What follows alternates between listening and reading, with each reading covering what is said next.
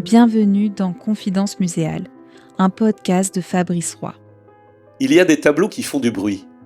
On y entend les verres qui s'entrechoquent, les talons qui frappent le parquet, le froissement des robes et cette musique un peu essoufflée qui monte des cabarets quand la nuit commence à fatiguer.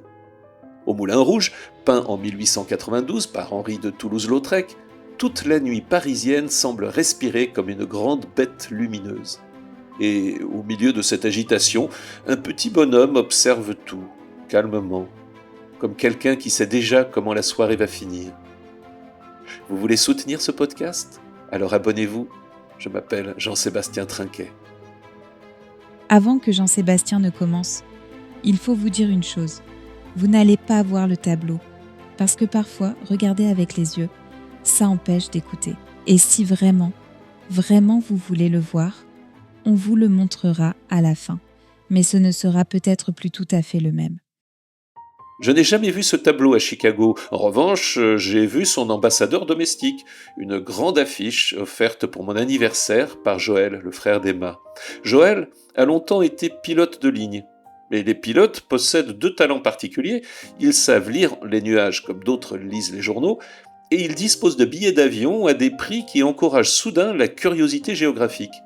Ainsi, Joël et sa femme, Marie-Christine, sont partis passer une semaine à Chicago. Ils ont visité l'Art Institute, puis ils sont revenus avec cette reproduction qu'ils m'ont apportée, comme on rapporte un coquillage d'une plage lointaine. Je l'ai accroché dans la cuisine, juste à côté du grille-pain qui entretient depuis quelques mois une relation compliquée avec le concept même de toast. Depuis, chaque matin, pendant que je beurre ma tartine, je partage mon café avec un cabaret parisien de la fin du XIXe siècle. La première personne que j'ai remarquée dans ce tableau est une femme qui regarde vers nous. Elle apparaît sur le bord droit de la scène, le visage éclairé d'une lumière un peu acide qui lui donne une teinte presque verdâtre. Son regard semble surgir du tableau comme si elle venait vérifier qui nous sommes. Elle s'appelait May Milton, une chanteuse anglaise qui fréquentait régulièrement le Moulin Rouge.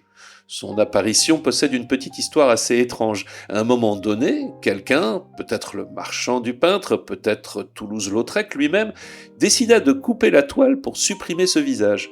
L'éclairage brutal, l'expression un peu spectrale rendaient l'ensemble difficile à vendre, paraît-il. La scène semblait soudain trop vraie, trop nocturne. Alors la section disparut pendant plusieurs années avant d'être retrouvée puis réassemblée au tableau au début du XXe siècle. Bizarre, non ? Certaines personnes ont ce pouvoir discret. Elles dérangent l'équilibre d'une pièce simplement en entrant. Elles révèlent une vérité que les autres préféreraient laisser dans l'ombre. Et Lautrec, lui, savait reconnaître ses présences. Henri de Toulouse-Lautrec est né en 1864 dans une très ancienne famille aristocratique du Sud-Ouest. Son enfance fut marquée par deux accidents qui arrêtèrent la croissance de ses jambes. Le reste du corps continua à grandir, donnant à sa silhouette une disproportion qui le suivit toute sa vie.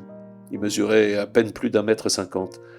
Mais ses yeux, eux, possédaient une acuité extraordinaire. Très tôt, il choisit la peinture. Il s'installa à Montmartre, quartier encore un peu sauvage où les cabarets, les artistes, les danseuses et les noctambules composaient une humanité singulière. Lautrec s'y déplaçait avec la curiosité attentive d'un naturaliste. Le Moulin Rouge, ouvert en 1889, devint rapidement son observatoire préféré. Le directeur du cabaret acheta l'une de ses toiles pour décorer l'entrée, et Lautrec fut bientôt adopté par les habitués du lieu.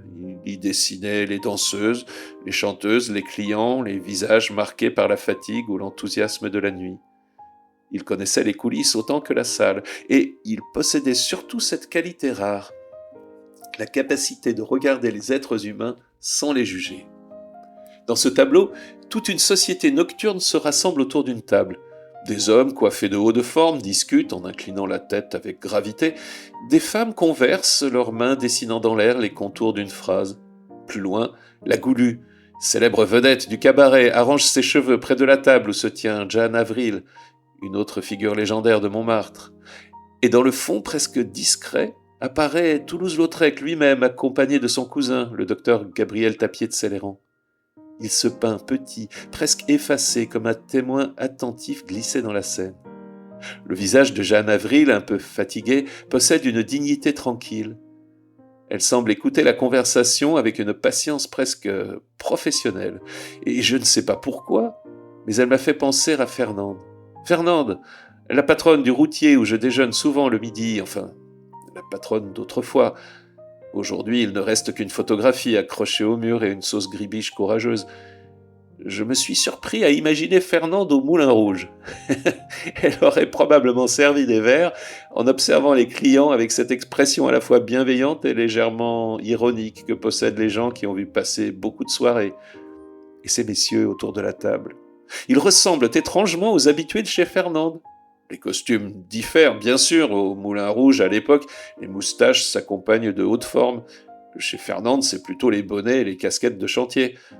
L'absinthe, là-bas, cède la place au rosé, bien décidé. Mais les conversations, les conversations sont exactement les mêmes. On parle d'affaires sérieuses qui s'évaporent le lendemain. On rit un peu trop fort pour cacher une fatigue ancienne. Et parfois, quelqu'un se tait soudain en pensant à l'autre, qui n'est plus là. Au Moulin Rouge, les personnages parlent, rient, discutent, arrangent leurs cheveux, mais leur regard circule uniquement à l'intérieur de la scène. Chacun observe son voisin, son verre, sa conversation. Et puis soudain, on s'aperçoit d'une chose. La seule personne qui regarde à l'extérieur, c'est la femme au visage verdâtre. Et c'est nous qu'elle observe. Et là, la scène change complètement. On ne contemple plus un cabaret. On se retrouve assis à l'intérieur, comme si Lautrec avait discrètement tiré une chaise pour nous. Alors voilà, je ne suis jamais allé à Chicago, mais dans ma cuisine, chaque matin, il y a un coin de Montmartre. Et parfois, quand je regarde la scène, j'ai l'impression que Lautrec aurait très bien pu venir peindre chez Fernande. Il aurait installé son carnet près de la fenêtre, il aurait dessiné le routier qui rit trop fort, la serveuse qui soupire doucement, et peut-être moi, assis au fond, en train de parler à une chaise vide, avec Emma quelque part dans le miroir, parce que les miroirs des cafés gardent toujours un peu de la lumière des absents. Et si Lautrec avait vraiment peint chez Fernande, je crois qu'il aurait découvert une vérité très simple. Les cabarets célèbres ferment un jour, les affiches se décollent, les lumières s'éteignent, mais les petites tables où les gens viennent poser leur fatigue, elles continuent d'exister. Et parfois, en regardant ce tableau, j'ai l'impression très nette que le Moulin Rouge et le routier de Montreuil appartiennent au même monde. Un monde où les gens boivent un verre, parlent un peu trop fort, rient pour oublier et laissent derrière eux une chaise légèrement chaude, comme si quelqu'un venait juste de se lever. Carnet de la cuisine, écriture de Lucie un peu fatiguée, mardi, 22h09.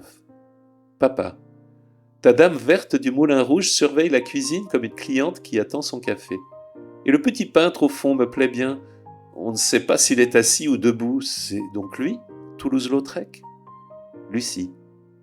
Post-scriptum. Toulouse-Lautrec. Quel drôle de nom. Et t'imagines, Montauban-Lautrec? Ok, je monte dans ma chambre.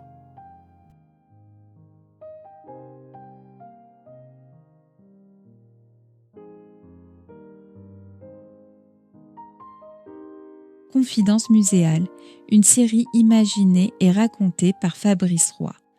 Pour suivre les prochaines confidences, abonnez-vous.